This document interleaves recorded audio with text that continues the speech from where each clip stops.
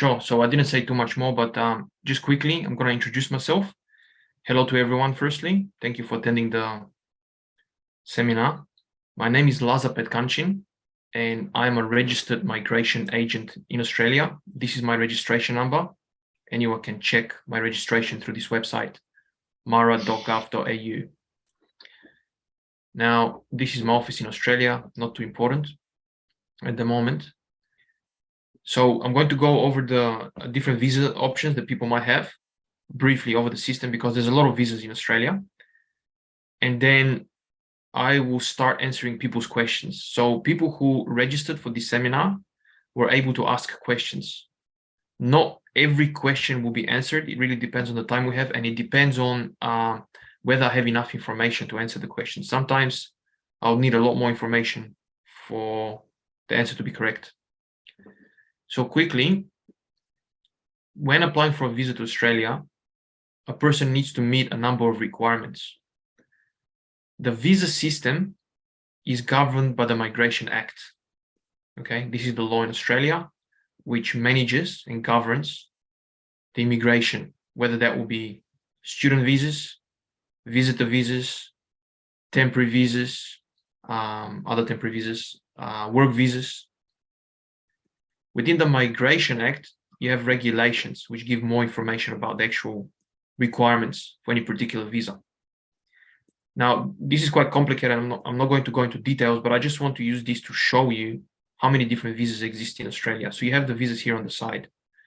You have bridging visa A, B, C, and then you start going with different visas, subclass 100, 101, 102, 103, and it keeps on going, right? Now, some visas have more than one stream. So some visas might have 2, 3, 4 streams, right? So just as an example, if we do a quick search for visa 408, when we open this visa, it's going to, this is the Australian Department of Immigration, Home Affairs. When we open this site, we will see information about the different visa options a person might have. So within this visa, the 408 subclass, you have 1, 2, 3, 4, 5, 6, 7, 8, 9, 10 different visa streams. The reason I'm saying this is because it's quite important for a person to know which visa they can apply for, to know what documents they need for this visa, and to know how to prepare for each individual visa. Okay, this is very important. Now, going to the question, Shazala, can we start with the questions now? Yes, of course. Okay, so this was just a quick, overview. But then, if anyone has questions as we're discussing something, they can type them in the chat, and you can sort of draw my attention to it, and we'll decide what we're going to do. Now, if anyone has any questions, please put them in the chat. The first question there was asked, yes, there was asked about which one is the cheaper, the cheapest way using the foundation course or bachelor degree course to apply for the university. For university. So this depends on the person's unique circumstances. If a person has already graduated from a bachelor degree and wishes to continue their studies in Australia, they might only have the option to apply for a master degree or for graduate certificate. It really depends on the situation. Sometimes they can study English, so they can improve their English and then apply for the next stage. But that's a very difficult question to answer. It really depends on the individual circumstances. I'll need to get more information, right? Usually, courses which are at a level below bachelor, so that would be certificate 3, certificate 4, diploma, advanced diploma, usually those will be cheaper than university courses. However, for people from Uzbekistan, it could be more difficult to get the visas that way. So it really depends on the situation. The next question about immigration visa. Can people go to Australia to work? Is it possible to get a work visa for Uzbekistan citizens? it is possible as long as they meet the criteria, as long as the person meets the criteria. Actually, so one of those visas here was actually one of the streams over here was created specifically for people who were in Australia during the COVID lockdowns, and even now, who are studying and then finish their visas or had some other visa, and they want to continue to work in Australia. So this is this thing here. There's other work visas as well, but each work visa will have different requirements. From all the visas, if a person is in Australia already and has work rights, this would probably be the easiest visa to obtain at the moment. Now you have other visas like the 482 visa, which is also a work visa. However, there's a lot of additional requirements. They'll need to have English capacity. They'll need to have particular professional skill. So it's very difficult to determine if a person is eligible for a visa until we find, or until I understand, the person's circumstances.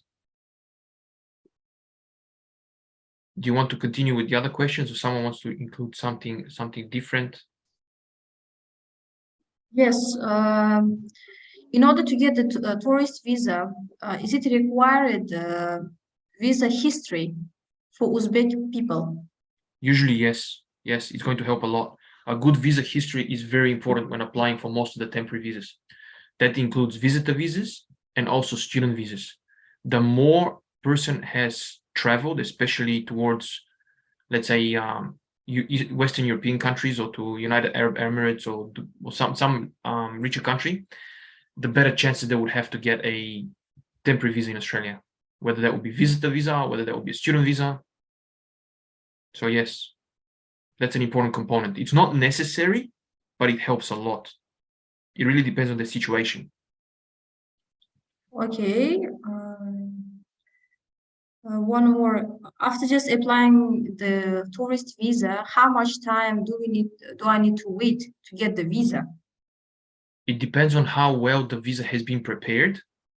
So if it's a decision-ready application, meaning that all the documents that a case officer can think of or would need are included in the application, if everything is done properly, that would speed up the process. Also, it depends what country you're in when you're applying, because different officers will be making a decision.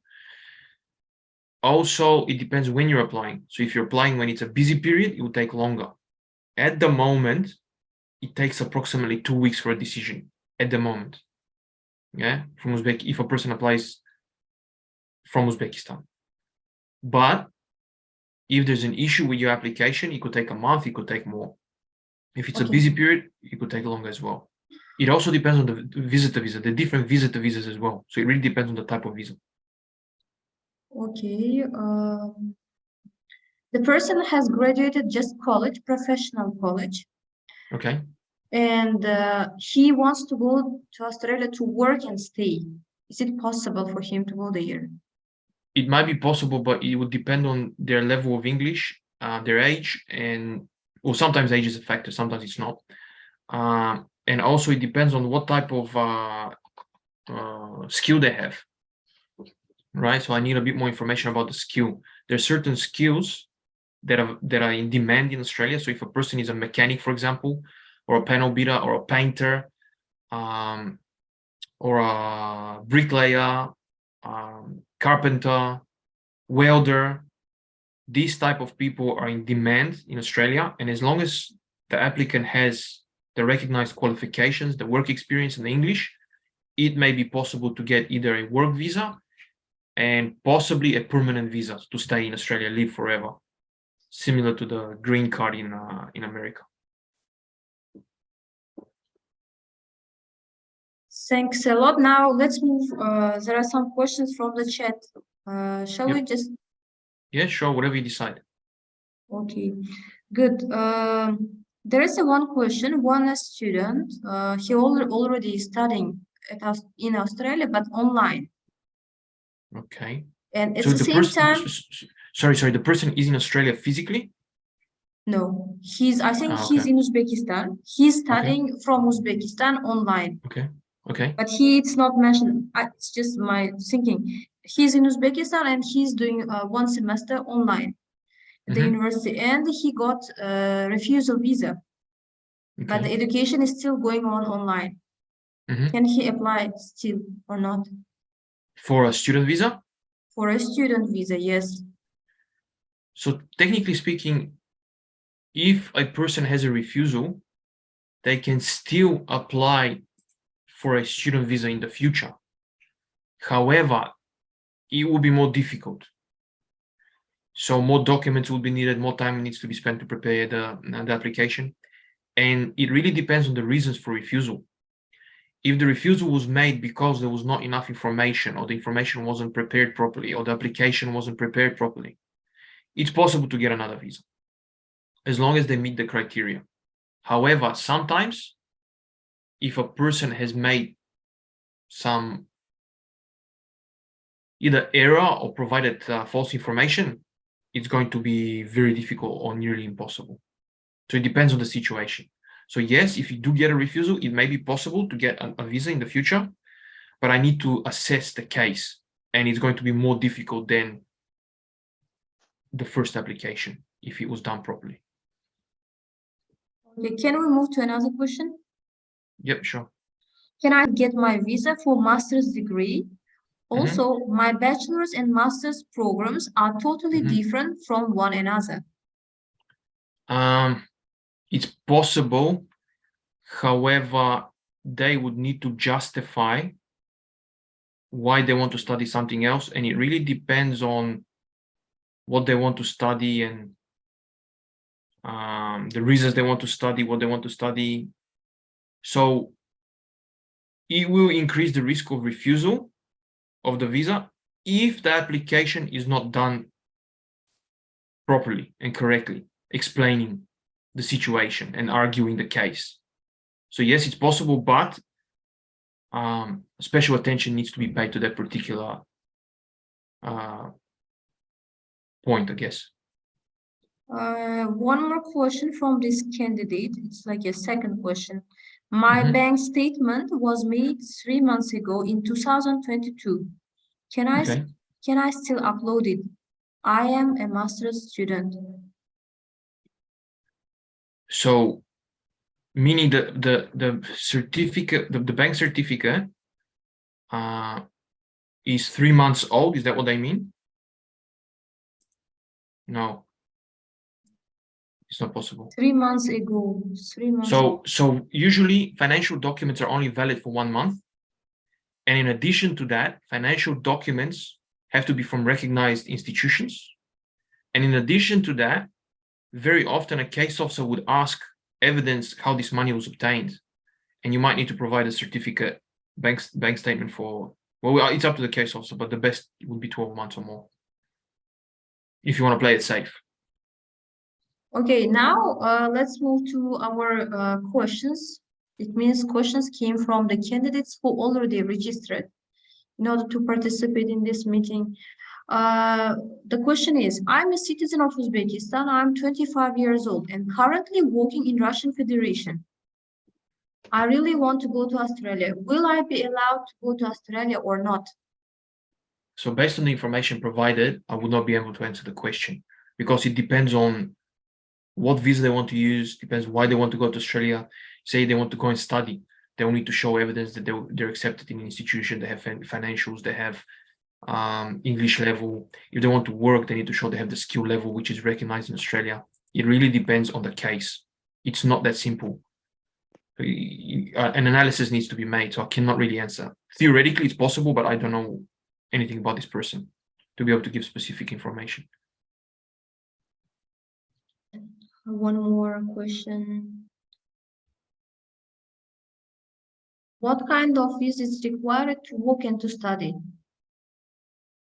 What kind of visa is required to work and to study? So student visa, if a person wants to study, a student visa would probably be one of the best options. And this is the legislation for a student visa. But having said that, if a person meets the requirements for one of the work visas, they can have permission to work and then study at the same time. And it may be cheaper that way, but it really depends on the situation. So visa subclass 500 is one option. and then possibly one of the work visas, 408, 482, possibly the 407. So it really depends on the situation. There are a number of visas that allow you to work and study at the same time. At the moment, so I'll assume that this person wants to study something because they mentioned study. At the moment, student visas, for me, let me just open up a new. So I'm going to load the student visa. This is just brief information. Now, the information on the website does not include everything that is required. But if you can see this information here, there's unrestricted work rights at the moment. So if a person has a student visa, they can work without any restrictions. Let's continue. The question is, are there any privileges or exemptions for the citizens of Uzbekistan who are working in European countries or in Asian countries to apply for a visa to work in Australia?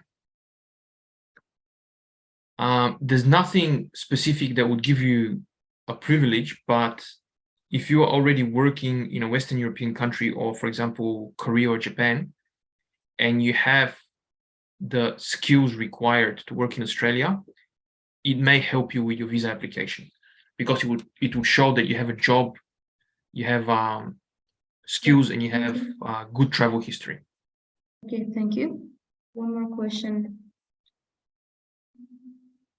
In 2023, has Australia introduced or is it planning to ease new and easier visa processes for foreign nationals wishing to work in agriculture, livestock, and seasonal work? So for some countries, yes, there are certain relaxations in the requirements, but it depends on, again, if you meet the requirement. There are different visas that you can use in agriculture. So there's multiple visas. There are certain agreements between the Australian government and some of the Asia Pacific governments, and it's much easier to bring workers from these areas. However, if you're from Uzbekistan, that would usually not apply to you. Having said that, regional visas for agriculture do exist. And as long as you meet the requirements, so you speak the language, you can get the skills assessment, you can show evidence that you have work experience, and you have an employer, you may be eligible to obtain a visa to work in a regional area. Thank you. One more question. People who do not speak English at all, but have a very good level of work, can they get a visa to work in Australia? Or is there any... Usually no. Usually no. So or, unless they're studying English, they usually no. What about are there any concession or relief from Australia? Relief for what? Not mentioned. I'm not sure what I mean. So can I just go back to the previous question? So if you can look at the list over here, this is for regional occupations, and you can see the regional occupations. You have different types of farmers: cotton growers, fruit and nut growers, grain, oilseed, pasture growers, mixed crop farmers, sugarcane growers, crop farmers, beef cattle farmers, dairy, deer, goat, horse, mixed livestock, pig, sheep, livestock. So there's a lot of occupations, but until I understand more about your case, I'm not really sure if this is applicable to you. If people speak English, it's best if they write their questions in English. That way I can also see them. Yeah, here from one candidate, his name is Timur. If you pay attention, it's in English. Okay. Question. Yeah. He got 2 rejections from visa immigration. Am I still be able to get visa if I apply again? In letter, it said because of the gap year and some evidence. He's writing. Theoretically speaking, if all the information you provided was correct in your application, you do have a chance of getting a visa. But again, I do not know what visa you applied for. Was that a student visa? Was that a work visa? Was that a holiday visa, a visitor visa? I do not know. And then it depends on whether you can correct the omissions or the mistakes that you made. In some cases, it's relatively simple where you provide the additional evidence, or sometimes you might need to prepare yourself. For example, if you don't have enough savings, you need to work for some time, make a bank account and show evidence that you're receiving money from your employer. So it really depends on your case. Theoretically speaking, it's possible. Timur's visa that he applied, it was subclass 500. It's a student visa. So yeah, again, it needs to be analyzed. I need to see the refusal letter. I need to see every single document was provided to the immigration, and you know, I can make an assessment based on that. Without seeing all these documents, I'm not able to comment. Yeah. Okay. But theoretically speaking, it's possible, but it's going to be more difficult. So if a person gets one refusal, the next application will be more difficult. If you get two refusals, the next application is going to be even more difficult, usually. Because the case officer, the decision maker, is going to look into your case very carefully and try to understand why is it that you're applying so many times, but you've had already refusals. Thank you very much. Please, one more question from the chat. It's in English. Sorry, can I just say something? This is very important for people from Uzbekistan. I'm just going to stop. I'm going to stop my sharing for a little bit. I want to open up one file. I want to show people the statistics, the immigration statistics for applicants from Uzbekistan, because there's a lot of people at the moment who are applying from Uzbekistan, and more people are applying, but there's a very high number of refusals. So it's a good idea if you apply for a student visa or a visitor visa to prepare yourself very well. Otherwise, if you receive a refusal, it's going to be more difficult to get the next visa, and also you're spending a lot of money on your applications, right? So it's important for you to apply and be prepared when you apply. Be prepared when you apply. Okay, let me share my screen now. Please let me know if you can see my screen and when it's I can see. What about other candidates? Please write. Can you see his screen or not? Please write in the chat. Student, yes, one person can see. Good. Beautiful. Okay. Student visa lodged pivot table. Yes, okay. Good. Very good. Yes. Okay. So this is information that you can obtain from the Australian government. It contains statistics on how many visas have been applied for and how many visas have been granted. And you can manipulate the information by age, by nationality, by location, education, and whatnot. Now, I've selected Uzbekistan because this particular event is targeted towards people from Uzbekistan, and I have been dealing with a lot of people from Uzbekistan lately, and there have been a lot of refusals. So if we look at the heading here, it's student visa lodged, meaning the number of student visas that have been applied for. And this is the time period that the visas have been applied in. When we scroll down, we're going to look at the actual figures, the total figures, because there's a breakdown in primary applicant, secondary applicant, and different levels of study. What is of concern to me is the actual total visa applications for that period. Now, this is a few months old, but if you can see, 47 people applied in this time period. This is the total number of applicants on the right side here, 47 people. If we scroll down, we have total, it's not really grant, this is an application. Grant total means the full total. 47 applications have been submitted at this point of time. And then if we go to the actual grant table, so this shows you how many visas have been granted, right? Again, we select Uzbekistan, and then we move to the side, the final, it's 27, if you can see the screen. 27 visas have been granted. So this is the grant total. We'll go to the end, 27 visas granted. So from 47 visas in that time period, only 27 have been granted. 20 have been refused, right? So this is nearly, and especially if it's a non-bachelor or non-master degree, there's a very high level of refusal. So make sure that when you do an application, you know what you're doing, because you have a very high chance of refusal. And if you get a refusal, you just wasted your money for the application, and you've made it much more difficult to get a visa in the future for Australia. Yeah, done. Thank you. One more question. Sure. Can we talk to reliable employers in Australia? Are there any sites, websites where I can get information about such things?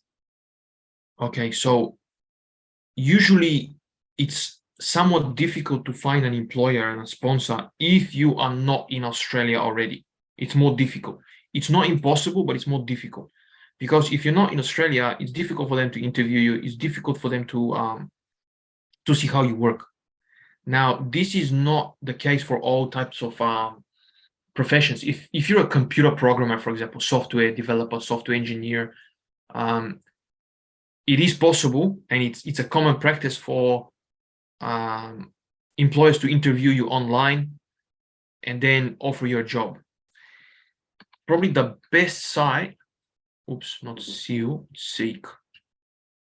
So the best site for jobs in Australia would be this one here, seek.com. Yeah, and you can do searches from this. Also, there's another one, I think it was Indeed. That one here. But probably Seek would be a bigger site. That doesn't hurt for you to be able to check both, yeah? So you can have a look at the different sort of sites and do search requests. But usually having a visa for Australia first, especially if you say, for example, you go to improve your skills. Let's say you're I don't know, a mechanic and you want to study further. You want to become a motor vehicle electrician, or you want to become a panel beater, or if you're a software developer, you want to do an extra course. If you're in Australia, it will be easier for you to find a job than if you're not in Australia, but it's possible. Good, thank you very much. Now let's pay attention again to our chat. Yep. Tourist visa is convertible at all. What does that mean? Convertible. Do they mean if you can apply for a visa convertible? I mean, if you look for a job, is it convertible to work visa or either way to student visa? Okay, so visitor visas, tourist visas do not give you permission to work. You cannot work from if you have a tourist visa. However, some tourist visas do not have restrictions on them, which means that if you're in Australia without restrictions and you get a job offer and a willing employer to sponsor you, you can apply for a work visa from Australia. But in my opinion, this is a little bit risky for people from Uzbekistan because very often no work conditions are imposed on your visa. So it's riskier to try to find a job if you're on a tourist visa because you might not be able to apply. And the second thing is, if you do find an employer and the employer wants to see how well you can work before they can sponsor you, they're not able to test you because you have no work permission. And if you do work with no permission and you're caught, you're going to be probably deported and you wouldn't be able to come back. So there's other ways to find jobs and to make sure you can work that could be better than tourist visa. In my opinion, tourist visa is not a good option if you're looking to work or if you're looking to study or if you're looking to stay there permanently. Right? There's other options that are better and safer and cheaper. One more question. Can you talk about bank statement? More information can you provide about bank statement? About which visa? Here not mentioned. Can you tell me Banks, which? Can they tell me more? Which type of, one more question from here. Which type of visa is easy to get for us? It means for Uzbeks. This is a very open question. So if a person has a skill that's on the list that I was showing you a second ago, they can apply for a work visa if they have a sponsor. Sometimes if they have a profession from the good list, so you have different lists here, and I mean there's more, but I'm just showing one particular list. If you fall within the medium to long-term category and you are, for example, let's find something else, civil engineer, right? At one stage there was a demand for civil engineers. If you're, for example, let's find something else. Physicist, right? Or if you're well, let me find something else that's in the list. That's good. Nurse, but nurse you probably have to be you need to have studied probably in the UK. If you're a telecommunications engineer, if you are a diesel motor mechanic, if you're a mechanic, if you're an electrician, if you're a sheet metal trade worker, if you're one of those professions, and if you speak English and you have experience, probably permanent visa directly from Uzbekistan would be the safest way. If you meet all the requirements, your profession has been recognized, you have the skills assessment, you have the work experience. If you're a student and you have a scholarship from some organization, that would be very helpful. It would make it much easier. If you're a student studying a bachelor degree or a master degree, that is very safe, right? And then it depends on your situation, personal situation. If you have a job, or if you have a family business, or if you have property, that also is taken into account. So I'm giving you very, what's the word? Very small examples, but I need to understand your specific case to be able to tell you what is the best visa. It depends on the situation. If you're a computer programmer, software developer, and you apply for a skilled visa, that's going to be very easy for you, right? Because the criteria, as long as you meet the criteria, you get the visa, you can go to Australia, live in Australia. But if you're a computer programmer but don't have a job in Uzbekistan and you apply for a tourist visa, there's a very high chance that this tourist visa will be refused because you have no job. Okay, so it's difficult to answer this question. Okay, about the student visa, how old should be the bank statement? No more than 1 month. We answered that question before. 500. Yeah, no more than a month. No more than a month. And then, even then, so you have, sorry, give me a second, So in addition to the legislation, you have policy, right? And the policy over here, there's a lot of information in the policy. So if someone looks at the student visa requirements, let me find them where I think I've opened them somewhere now. Maybe I shut them. Let me just open up student visa for people to see. So this here is the website from the Department of Immigration, which gives you general information about student visas. And when you click eligibility, it gives you basic information, okay? But it doesn't tell you everything, okay? So depending on your circumstances, you may need to provide additional information. And this is why we need to look at, well, one, we need to look at the actual legislation from, I don't know if got over here. So this is the legislation for student visas, right? And this in itself, when we scroll down, tells you, let me just find that. You need to, this is a very important part. You need to be a genuine applicant. But when you scroll down, you have requirements from the minister. This is for English, and this is for funds. This is the information about funds, about money. That's very important. When we click on that, we get redirected to another section, right? This is the legislation, or this is the latest version. It's in green. And we'll scroll down, and you have all this information. Now, in terms of the money, it depends on your particular situation. So if you're single and you're going to study for a whole year and you're the primary applicant, this is how much money you need to show in Australian dollars, in addition to your course fees and tickets and whatnot, right? And then there's additional information here. However, that's not everything. Then we need to have a look at the policy. And let me have a look if I can find it quickly, because there's quite a lot of information here. Financials. Let's see, financial. Okay, evidence financial capacity. This is what the question was about. If required, the applicant must provide additional evidence. So the case officer might not be satisfied with the information you provide, and they can ask you to provide extra information, right? And for this reason, it's probably best if you prepare your application in a way that you provide every single possible source of information or documents that the case officer might ask, more than the actual system is asking for.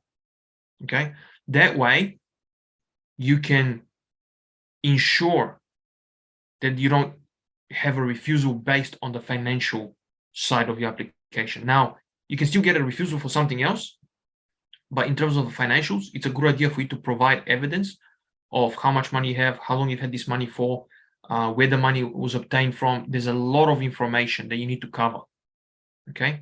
And the information, and it has to be usually for the first 12 months, as we saw in the previous link.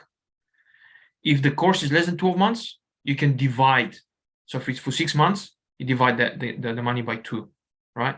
So that's to cover living costs and all sort of costs while you're in Australia.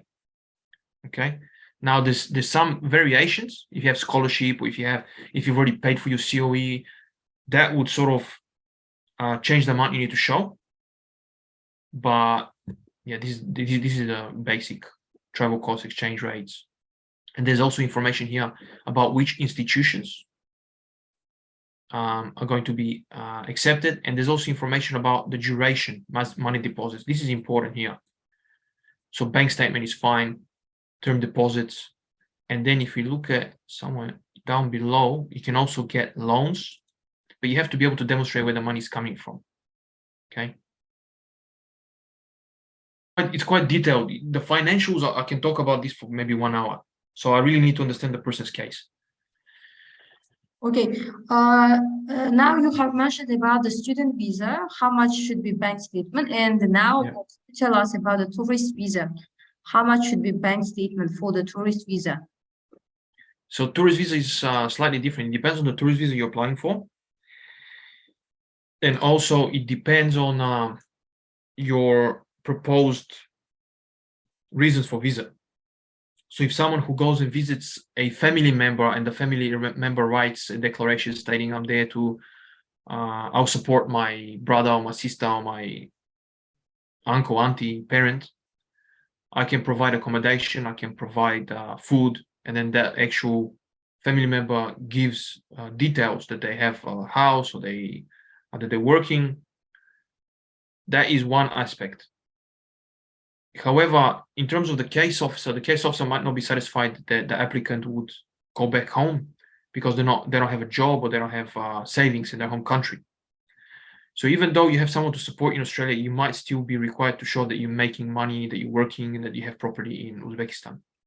If you're going on your own, it depends on what you intend on doing. If you say, I'm going to Sydney to go and visit the Opera House, and then I want to go and visit some zoo, and I want to go and do this and that, then I'm going to fly to I want to see the Great Barrier Reef. Of course, the expenses mentioned will be much higher. The person must be able to cover all their expenses, including air tickets, hotels, visiting all these sites. So there's another element where you need to be able to justify the places you visit with the amount of money you can show. It's very difficult to answer this question. I need to understand again what your intentions are, how much money you can show in your account and the duration of stay. If you're staying there for 3 days, you need much less money than if you're staying there for, I don't know, 3 weeks. If you're by yourself, you need to show less money than if you're with your whole family. So everything needs to be addressed individually. We need to look at your case individually. What do you intend on doing? Why do you want to visit?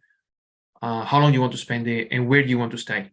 If you stay in Sydney, it will be much more expensive than if you stay, for example, in some small town.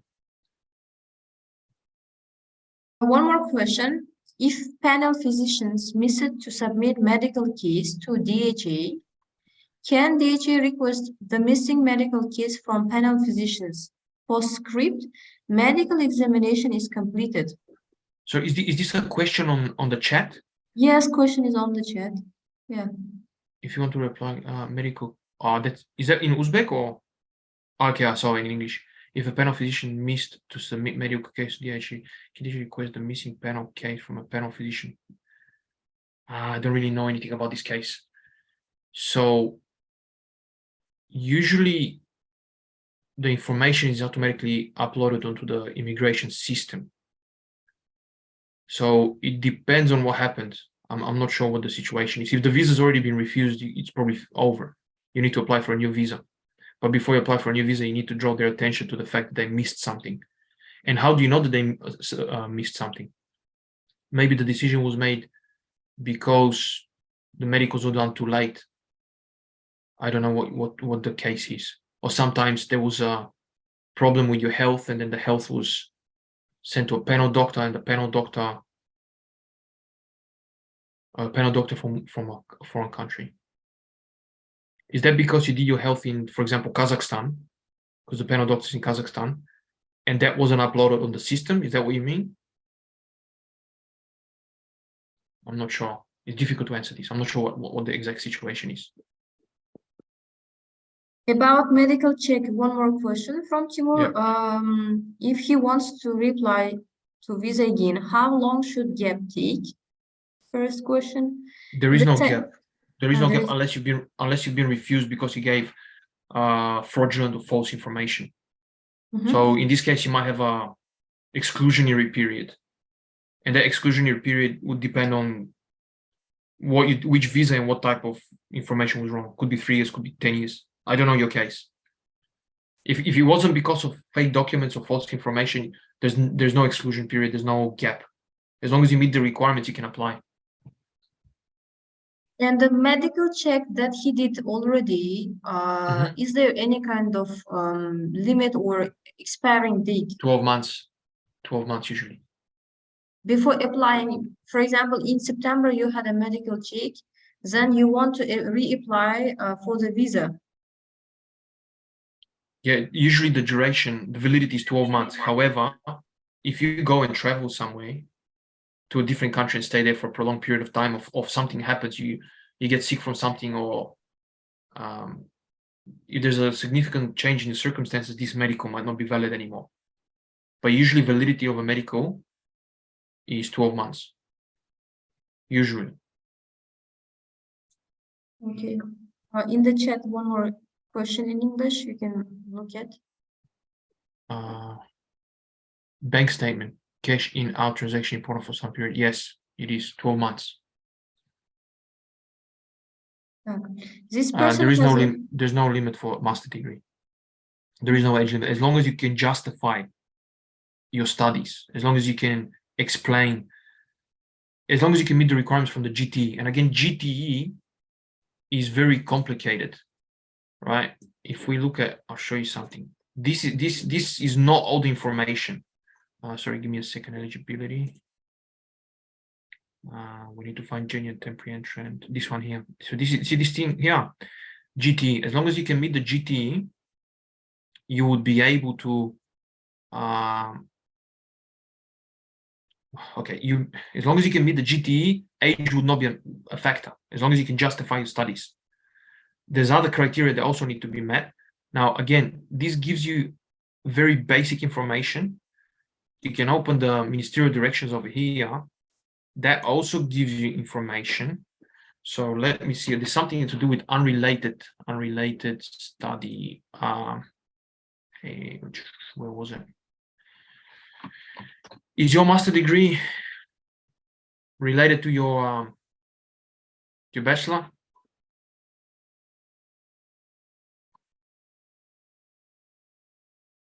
Okay, see this section here.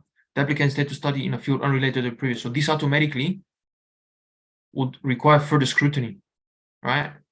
They're going to relate it. Okay, so that's a plus. So then you have to explain. There's another section.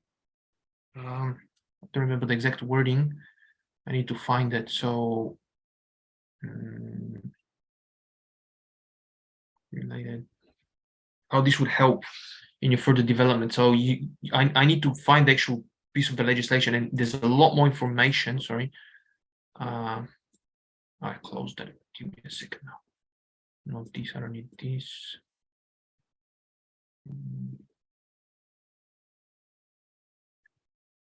Regulations.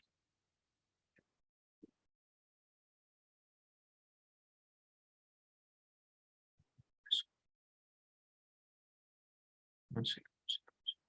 Need this. Why is it coming up like that? It's not loading properly. Roman citizenship. Maybe they're doing some maintenance. I cannot open the system at the moment. I cannot check for you. It's okay, man. I'll check it later. It's okay. You can move on. Okay, thank you. So just keep in mind that the information here, this information is much, much less, and it's not as detailed as what's included here.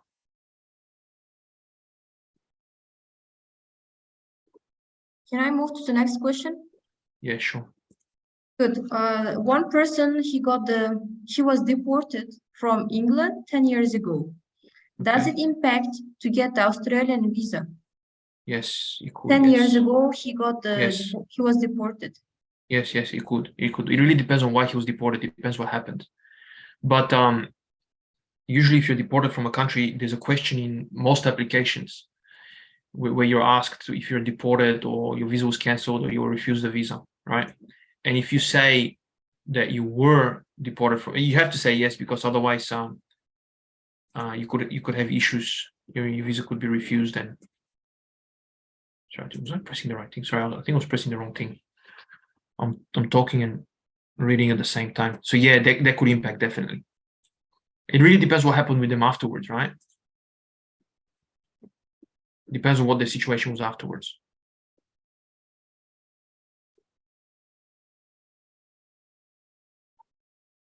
Now, going back to, sorry, I want to go back to the previous question, the student visa, in terms of, that's not it. For Andrew Campbell School, that's not it. It's going to take ages. Yes, about age, one more question. Can I ask? Yeah, sure. There is one candidate, 31 years old. Can this person study in a language course for 3 or 6 months? Or what kind of courses it's possible to apply in order to get a visa and the visa chances? Okay, so when you look at application for a visa, especially for student visa, you have a GT requirement that we started discussing. Now, all the GT requirements, all the information, a lot of it is actually listed in here, right? The reasons why you want to study, and it discusses different scenarios. If your intention is just to get a visa, your visa will be refused, right? So if, what can I study to get a visa? Your visa will be refused because you don't meet the genuine temporary entry criteria. To get a visa, you have to justify why you want this visa. Why do you need this visa? Because this particular course is going to help me to improve my business. This particular course is going to help me to get a new job. This particular course is going to help me to grow in my career. This particular course is going to help me get more money. This particular course is going to help me to work in the United Kingdom, in Abu Dhabi, Qatar, whatever. So if you want to apply for something so you can get a visa, your visa will be refused. For the student visa, I mean, right? The same thing with the previous question, between master degree and bachelor degree. It really depends on the reasons for study. If the two professions are related, if this is a continuation of the study in order for a person to develop themselves more so they can get more money, so they can progress in their career, so they can find a job in another country, that would be a justifiable reason. So they'll meet that particular point from the GTE. Thank you very much. Yep. New question? Yeah, sure. I'm just trying to find. Well, you can keep on asking. I'm trying to find a particular thing, but I can't. It's gonna take too long. Yeah. How I can get the permanent visa applying for a master's degree and its costs? What's the last thing? Costs. What kind of costs? Yes. Okay. Can be for the master's degree plus getting permanent visa. That's actually a very, very good question, because a lot of people are trying to focus just on, I want to get a student visa, or I want to get a short work visa. If you get a permanent visa, you can stay in Australia forever, and you can get Australian passport after some time. You have, after a while, you have access to, if you, for example, you lose your job, you have access to social welfare. If you, for example, need hospital cover, you're covered by the health system. It's for free, most of the emergency visits to hospitals. Yeah. So permanent visas are quite good option, especially at the moment, because there's such a demand for workers. It's much easier to get permanent visa now than it was during COVID and before COVID. It's much, much easier. So if you remember, I opened up a list, this list here. if you want to obtain a permanent visa for Australia, it's a good idea to choose a profession that is on this list. It's medium to long-term strategic skills list. Okay, but you have to be careful because not all professions give you the same access. Not all professions are in demand. I mean, they are in demand, but not as much as others. So, for example, if you study, I don't know, let's say you study dancer and choreography, that's not really going to be in demand that much. But then again, if you decide to be a childcare center manager, or if you decide to be a nurse, nursing is a very good profession at the moment. Or if you decide to be a doctor, if you decide to be a computer programmer, if you decide to be an engineer, you have much higher chances of getting this permanent visa. And again, it depends on many factors. What was your bachelor? What was your what's your English level? How old are you? How much experience do you have? All of these things have to be taken into account. And there's many different type of permanent visas. There's many different pathways. So you can apply for a permanent visa possibly. So if we open this here again, the legislation, if we scroll through the visas, if you have a sponsor, this is a permanent visa, 186. I'm just going to give you some examples.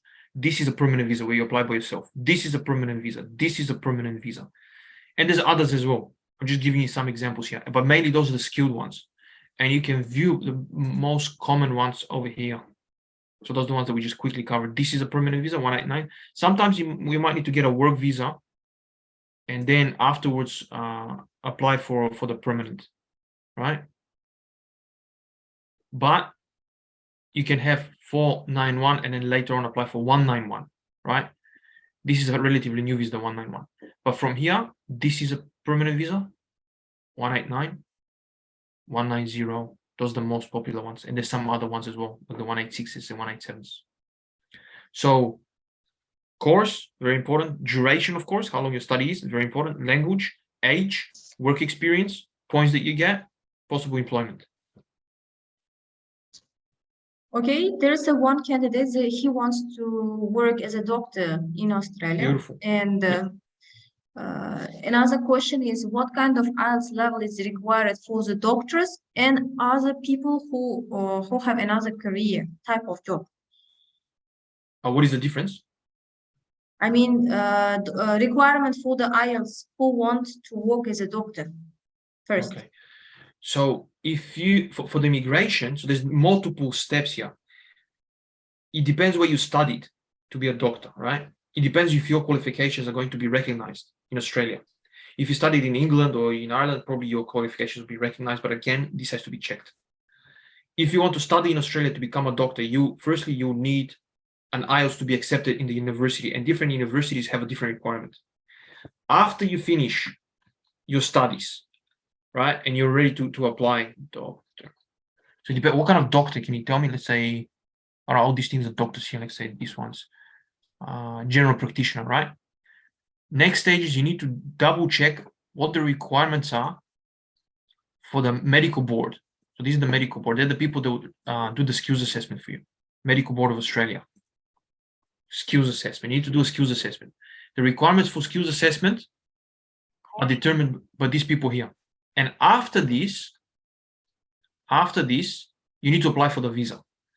For the visa itself, I can only speak to you about the visa. The visa requirements are minimum 6 in each component. However, medical board is probably much higher. Okay. So that would need to be checked separately. You need to have a look. I do not know what the specific professional requirements are for IELTS. For the visa, you need to have at least 6 in each component for most applications.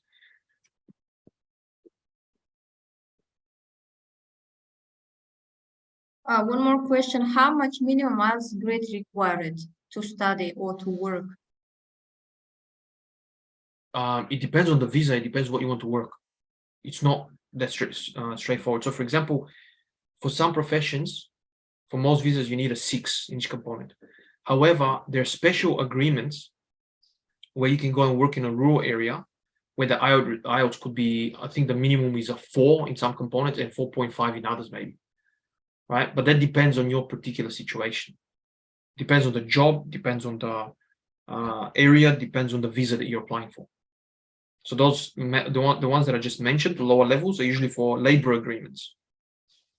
This thing called a labor agreement, Dharma agreement.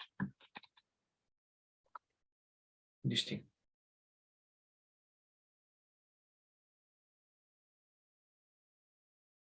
Takes a bit of time to load, but there's multiple Dharma agreements, and these Dharma agreements will allow you to work in different areas, and those are the Dharmas here.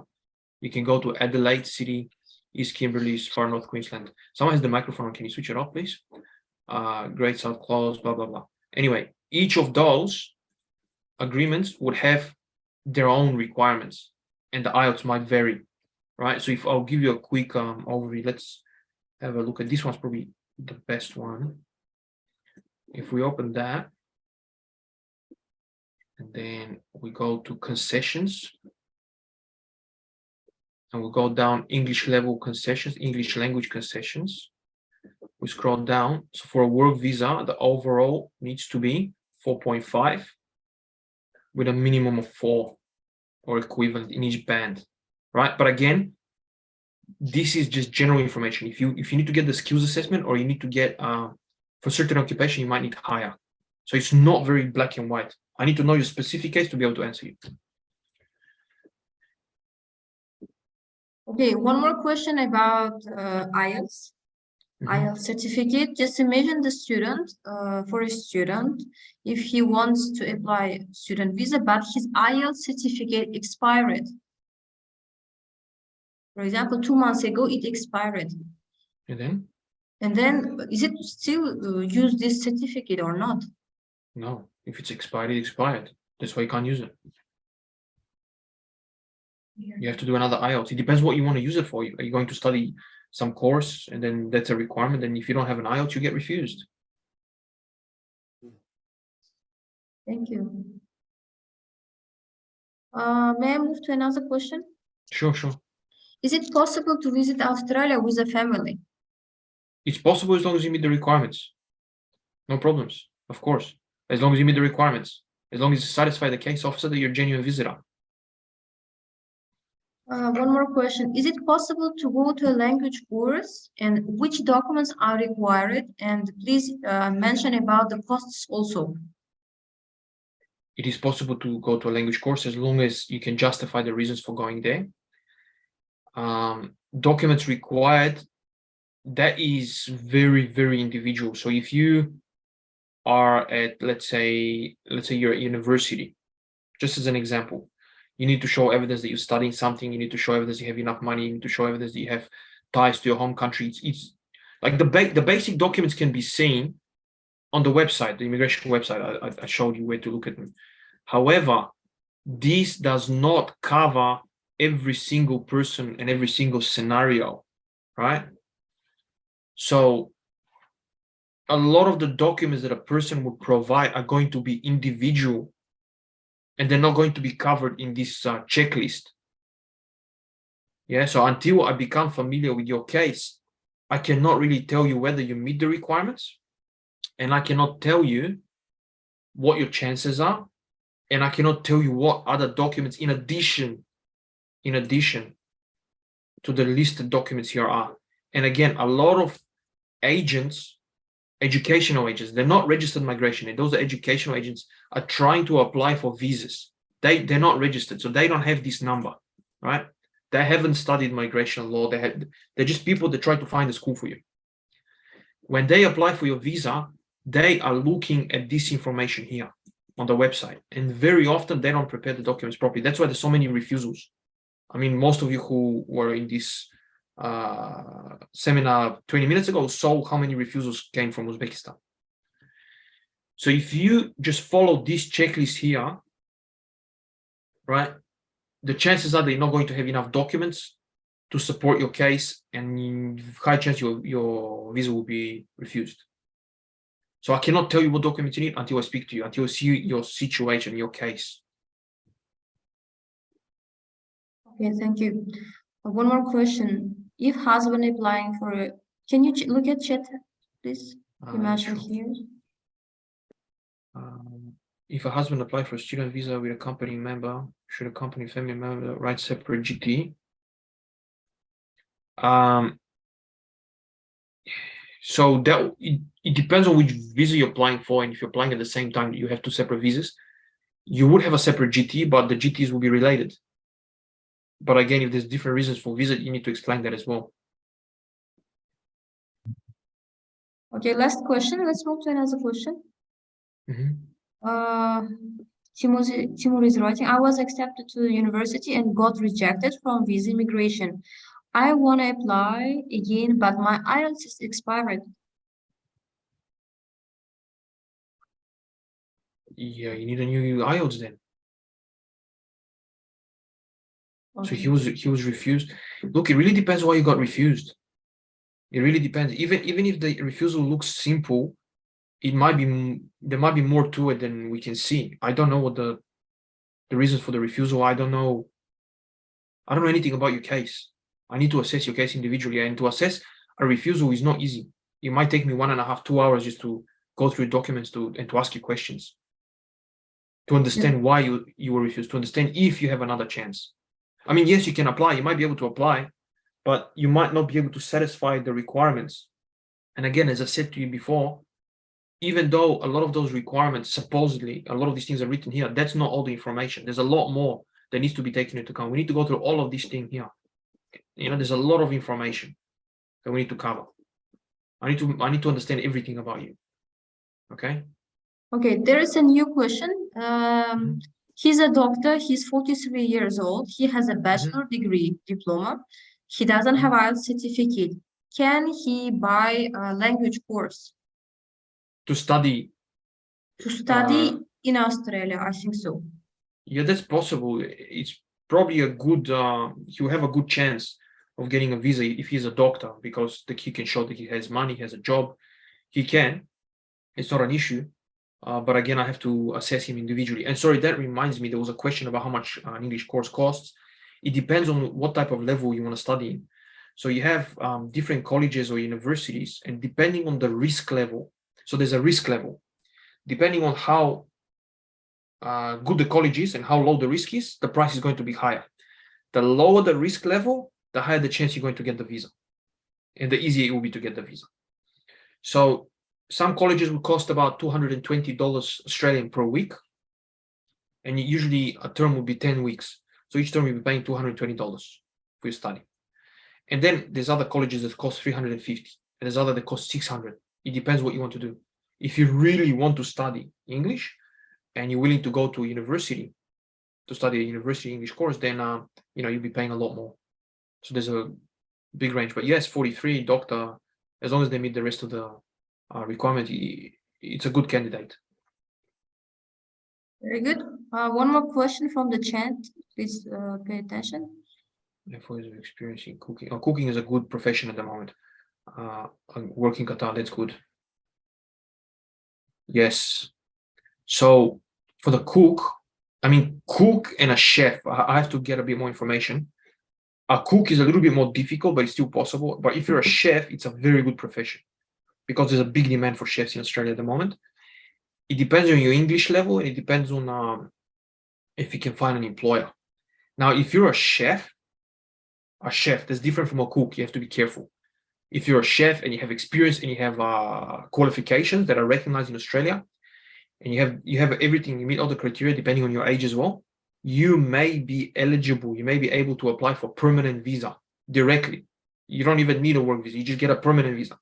And this permanent visa gives you access to free medical care, of course, like in the public sector, not in private hospital. It gives you ability to work as much as you want, and it gives you ability to live in Australia. So that would probably be a better option.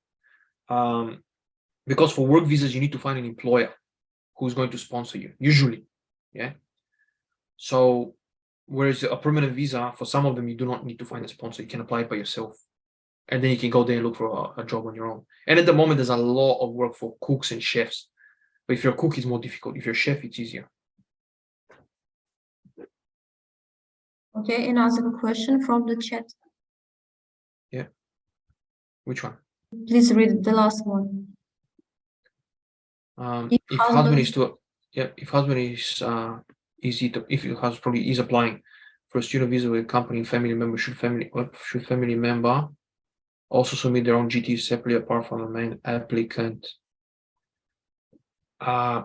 Look, usually the GTs are going to be very similar, but I don't know your case. I don't know what the family member intends on doing.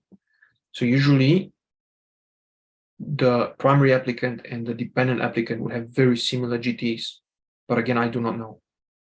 I don't know what your situation is. Timur, you're welcome.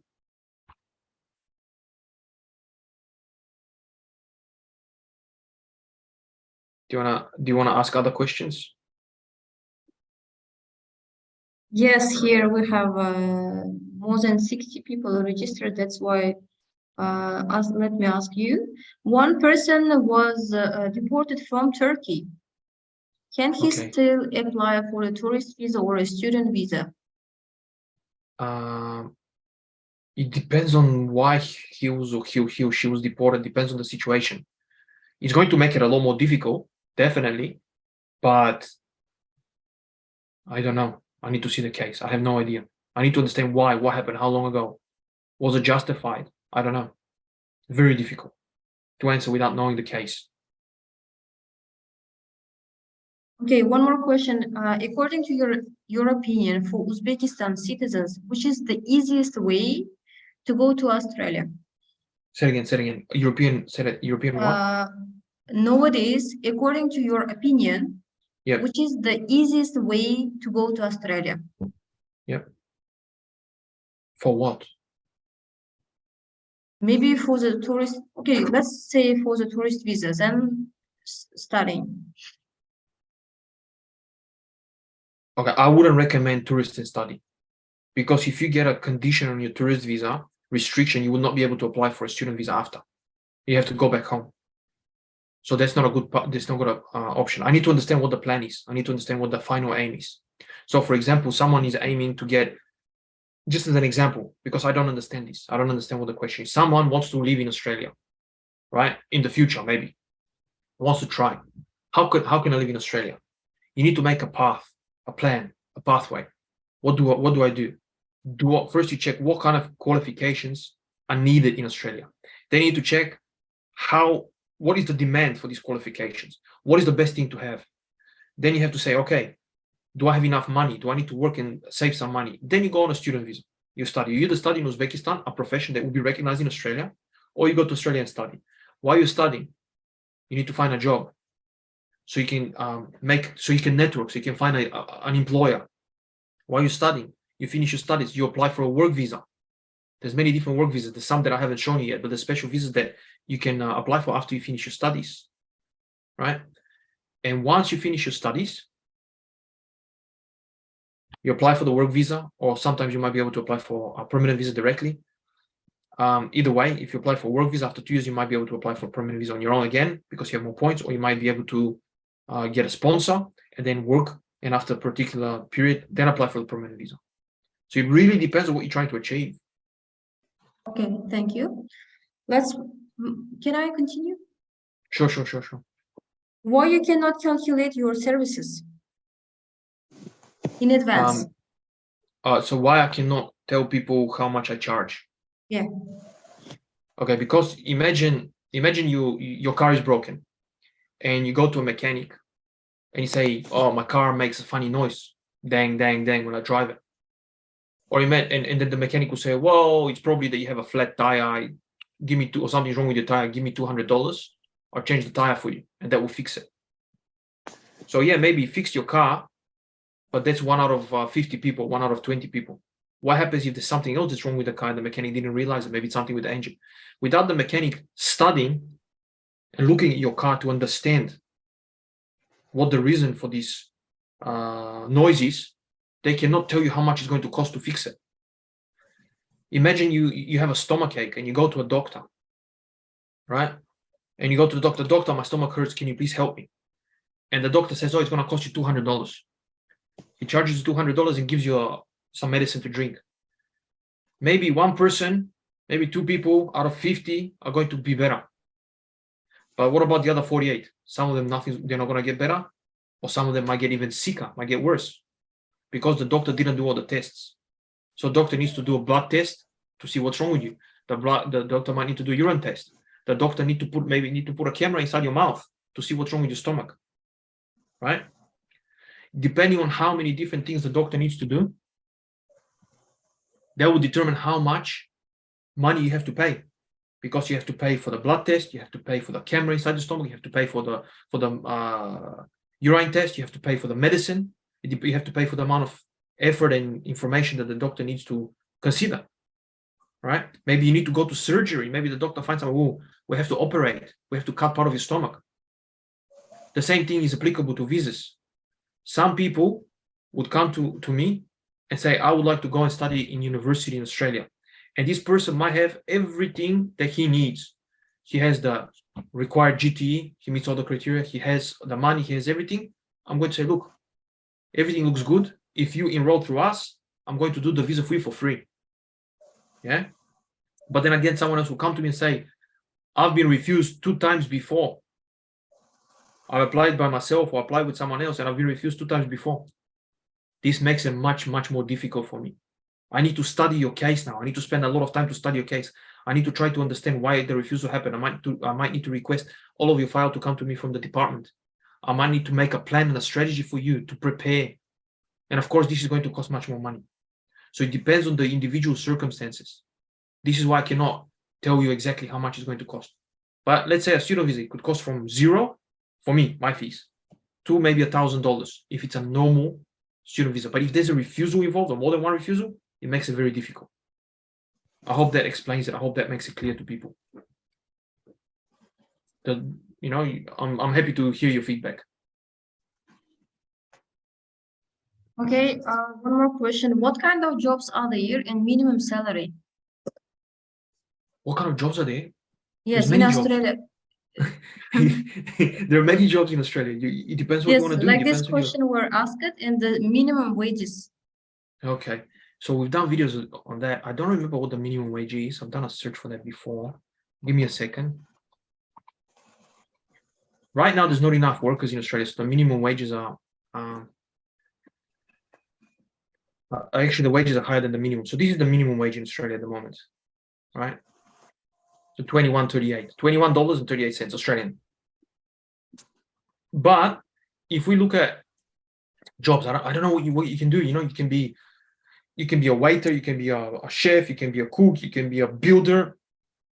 I don't know. What is it that you want to do? What can you do? There's a lot of work. So let's say Sydney, because I'm from Sydney, and Sydney usually has the best wages as well.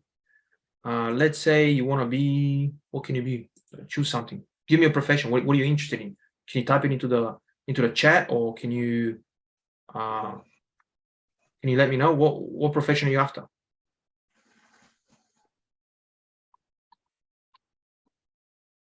Someone put something. Let me see. Accountant. Damn. Waiter. Okay, wait. I'm just typing waiter now. We're gonna see it now. Accountant. Let's see accountant. Accountant is a highly paid profession. So if you're a waiter staff, I'll give you an example, between $31 and $37 per hour plus penalty rates. It depends where you work now, right? There's probably a better place. Let's find another one, 31. Oh, that's the same. Is it? No, it's different. No, it's same. Don't worry about this. So this one is between $22 and $26 an hour. So this one's between 31. This one's 22, 26. What else can I find? 25 to 34, right? So you're looking at, let's say, on average, about $25 an hour, approximately. But then you get tips as well, right? So I can't really tell you exactly, but let's say about $25 on the conservative aspect. If you're very good, you're presentable, you're a good waiter, maybe you can get 37 an hour. Let's have a look at accountants. Let's see accountants. You're looking at probably 100,000 per year. There you go. 100 to 120 to 140,000 Australian dollars per year, right? Let's see something else. 100,000 to 120,000 dollars per year. 140 to 150,000 dollars per year, right? That's accountants. That's like some sort of a managing accountant, part-time. What? Part-time is so far higher paying in Australia as per research. Higher than. Yeah, Lazar, I just wanted to mention whoever is asking for the part-time as blue collar worker. Yeah, Australia is the highest pay among the other countries. Yeah. Thank So you. I just wanted to mention them. They shouldn't worry about the waiter and other stuff. Yeah, the pay at the moment is very good. So is this Zafar talking? Yes. Thank you for that. Yeah, Yeah. blue collar. If you're really looking for some good paying jobs in blue collar, probably construction is very good. It's a very good. I mean, for a man, it's a very good job. Some of them like a $40 an hour for hourly rate. But look at this one, 65 an hour. But that's auto electrician, right? Let's go laborer, 34. And if you go over 8 hours, it's 43 an hour. Yeah, for casual work, over 10 hours is 57. For like casual work, Australia is very good. You're right. Construction, 32 to 34. This is only 29. Rubbish. This one's 35.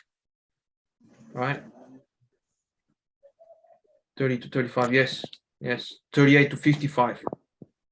Assistant. This is just an assistant. You can get up to $55. $40 plus super. So super is when you retire, you get pension. So if you leave Australia, the money that went for super, you can take it. So let's say you work for 2 years and you save 10, 15,000 in your super. When you go back, you can get this money. They're going to give it to you. The government will give it to you. Very interesting question. Yeah, there is one candidate. He's 52 years old. He doesn't have IELTS certificate, but 52 years old. Yeah, he's 52 years old. Maybe he knows English a little bit.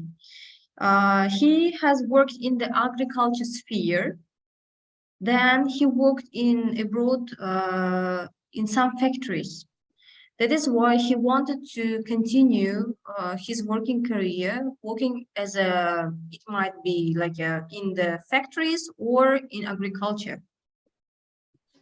Is it possible to if get he doesn't speak if he doesn't speak English, very difficult. Unless it's gonna be difficult. It's gonna be difficult.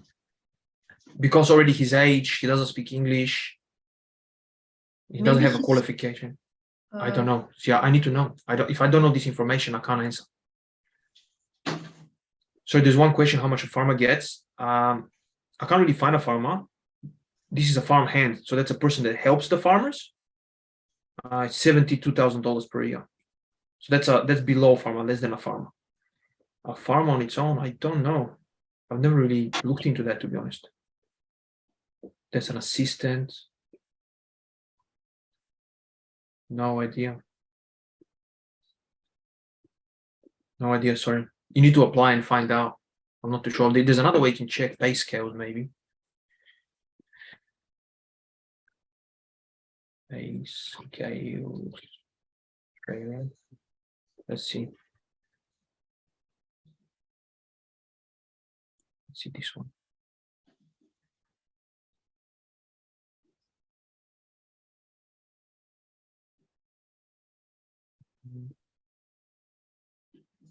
Pay hourly per year. No, so the average is 59,000 if you're a farmer. But if you live on a farm, everything's gonna be much cheaper for you than if you live in Sydney. I'm not sure if this is correct though. I don't know. No idea. Yeah, do you want to ask some? Is there any other questions that you have? Because we need to sort of wrap it up soon. We need to finish soon. Yeah, if anyone has any question. The last question will be from our seminar, the process of getting tourist visa. Mm-hmm. Yes. The process of getting tourist visa. Yeah. You want to find out what the process is? Yes. Again, this is so general. Like if you have, for example, if you have a family in Australia and they're permanent residents or citizens, the process will be one. If you have just an Uzbek passport and you want to go for a holiday, yes, the process will be different. Probably the first thing would be to determine whether you meet the requirements. So you need to find out whether you meet all the requirements for a tourist visa to make an assessment. Once you make the assessment, you start preparing all this documentation, including financial proofs, itineraries, and whatnot. I mean, there's a lot more to that. Again, I'm just speaking generally. Okay. If you, can you look at the chat? One more last question, maybe. Yeah.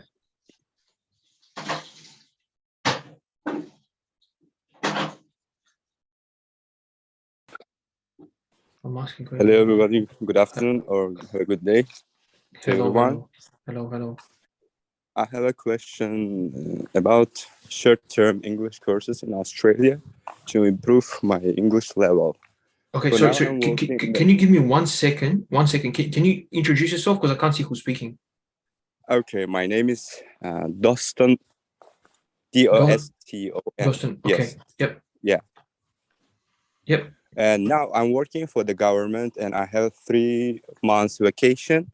Mhm. During this vacation, I'm going to use this period for the good things, like improve my English and have academic level, and come back, continue my work as well. So what should I do, and what's your advice to have this kind of opportunity in Australia? Because I have heard in Australia, having experience and learning English within short term, like 3 months, like good experiences, who has already, I have heard about that. Okay. So the first thing would be to determine whether you meet the requirements, whether you meet the financial requirements, whether you meet the requirements for the GT. It depends on what type of visa you want to apply for. If it's less than 3 months, you can go on a visitor visa, which is going to be cheaper for you, but you cannot work. If you go to Australia on a student visa, you can also work. You can get some work experience. You can make some money. I don't know what you want to do. So depending on what your choice is, if you want to go for a tourist visa, if you want to go for a student visa, the pathways are different. Different things need to be done. If you are applying, let's say for a student visa, and you meet all the requirements, you have financials, you have a job, you can provide evidence of funds, you can provide evidence of pay slips, you have family, whatnot. We are able to find a course for you and to apply for this course and enroll you. That would give you a document called a COE, which then you need to use when applying for a visa. And I mean, if you meet all the requirements, I'll be happy to assist you with that. Yeah. So that's from the sort of what's the word for it? This is from the student visa point of view. I don't really know what you want to do. So if you can get in touch with Shahzoda afterwards, just give us a bit more information, and I can give her sort of some directions on what needs to be done. Thank you very much. It would be good if you give me some contacts, Shahzoda. I'll chat with you later. Shahzoda, can you put your email in the chat, please? Just a second. Yeah. Let me answer the previous question, because I started answering another question. So what is easier to apply for master degree or for permanent visa or cook? And possible to apply for university. Okay, so you can't really for permanent visa. Cook is not good on its own. It's more difficult. It's possible, but more difficult for cook to get permanent.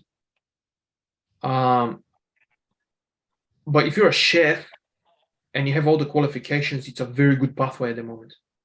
It's easy. It's cheaper. It's much easier to study to be a chef than if you to study master. Let's say you want to study for a chef, you're looking at, I don't know, $14,000 to $18,000 per year study, and you need to study 2 or 2.5 years usually, and then you need the work experience. But as soon as you finish your studies, you can get a work visa. But if you want to do a master degree, it depends on the university, but you're looking at 20-something, $30-something thousand per year. Now, both of those studies would allow you to work, and you can make money and pay for your expenses. But if you're already qualified as a chef, why would you waste your money? You can apply. I don't know your case. Again, I do not know your case. If you're already a chef, you can apply for a permanent visa without studying, as long as your skills are recognized and as long as you have English and you meet all the requirements.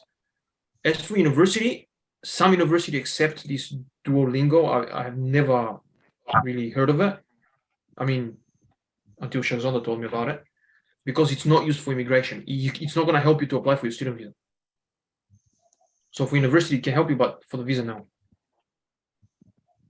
I hope that answers that question. Anything else? Yeah, hi, Laza. I Hi. have a question in regards to the permanent visa. Delight. Sir, can you introduce yourself? I can't really see who's speaking. Can you introduce yourself, please? Oh, yes, I said I'm Delight. Delight, nice to meet you. Yes, nice to meet you. Thank you. It's been a wonderful time so far with the information you have. But I wish to make a few inquiry concerning the permanent visa. I'm only getting to know now that you can actually apply directly for a permanent visa to Australia. Regards to the list of the categories of skilled labor or professions that are there on the list.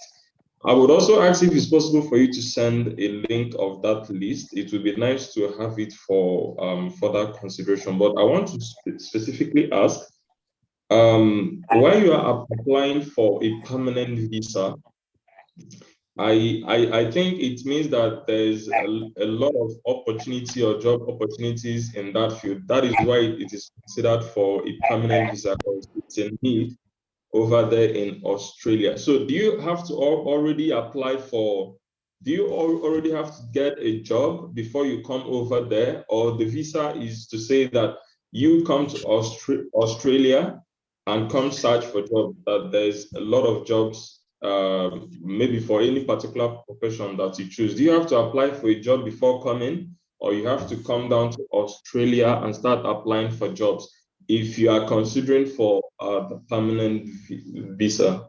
Okay, so this changes. It really depends on your situation, depends on your profession. If you have the skills required, you can apply for a permanent visa even before you get to Australia. And this is very advantageous sometimes, because if you have a permanent visa and you land in Australia, it's much easier for you to find a job. I mean, job that's a professional job. It's easy to find casual work everywhere. That's okay. But if you're, for example, a engineer and you want to work as an engineer, if you have a permanent visa, it's much easier to get the job. So as soon as you land in Australia, you can get the healthcare, you can get full work rights, you can stay unlimited, you don't have to stress. So you do have this option. There are some visas that allow you to apply. There are multiple visas that allow you to apply for permanent residence even before you get to Australia, even without a job. But some visas, for example, if you don't manage to get the ones that are independent, for some visas, you may need to have a sponsor. Okay. And I'm going to paste this the link for you on the chat, but please keep in mind that this list changes. Now, it hasn't changed for a very long time because of COVID. Because COVID, everything was closed and the government wasn't inviting anyone. So this list hasn't been changed from 2019 because of COVID. But usually before COVID, this list was changed at least twice a year. There were amendments made. So please keep in mind that what I'm giving you today might not be useful to you in a few months. Okay. Okay. I would like to ask a specific question with respect to some sectors. I don't know if it's considered as one of the fields for permanent visa application. If somebody has worked in the financial sector for quite some time, a bank, maybe for 6, 7 to 10 years in their home country, or 5 years within that range, is that also considered as part of the options for permanent visa application? It may be, but it's on the short list. Let's say we're talking about finance manager. It's a short-term skills list, so it limits your options. It's limited. Okay.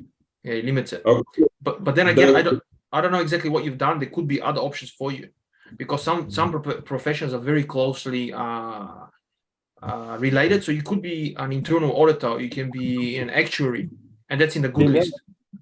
And that will give you the option to apply for a permanent visa that way. So it depends on your situation. Okay. Then the other thing that I would like to ask, I don't know if in industrial cleaning, it's well enough a market in Australia. You know about industrial cleaning, yes? I'm not like, I know what it is, but I'm not familiar with it. So I can't really tell you much. Oh. So, but just to have a little roundup of the idea, if you have a skilled level, maybe like a welder or a mechanic or something like that, that's a good profession. Those are good professions. Yes. What would be the application procedure for the person? Do you have to apply for the permanent visa, come there, you search for job, or it's still possible for you to find something here before going? I mean, it's possible for you to apply for a job online, get a sponsor or something? It might be possible, but again, it's much more complicated than that. You need to see if you meet the requirements, if you can get the skills assessment, depends on your level of English, depends on your age, depends on your work experience. Sometimes if you study in certain countries, by the way, you don't sound that you come from Uzbekistan. You sound like from Africa somewhere. Yeah, I'm actually from Nigeria, but I'm in Brussels at the moment. Do you have a European passport? Yeah, not for me. I'm actually trying to make some inquiry for a few people that may be of interest with this, so that I can relay the information to them. I was actually invited for the meeting. It has been very wonderful with the information you have at hand. So I wish to relay or convey some of these information to them, and if possible, organize a session like this. I know a few persons who may be interested. Okay. Maybe keep in touch with Shahzoda and we can take it from there. She linked me up to the meeting. I'm in touch with her. Beautiful. Excellent.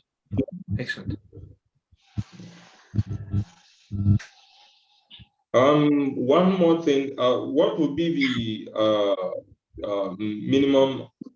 What's the cost of living in Australia on an average? That's very difficult. It depends where you live. Depends what city you live in. There's a big variation. So let's say. Okay. Sorry.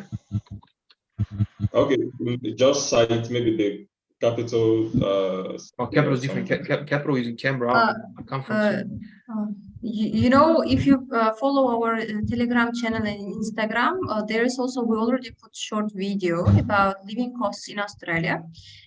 At the same time, we provided some reliable websites. You can use them and check according to your costs. I mean, plans. You can calculate it yourself. You can have a look at this. I'll give you the link here. And have a look at the video as well. Yeah, we have already used this video in the our short videos. This website we have used.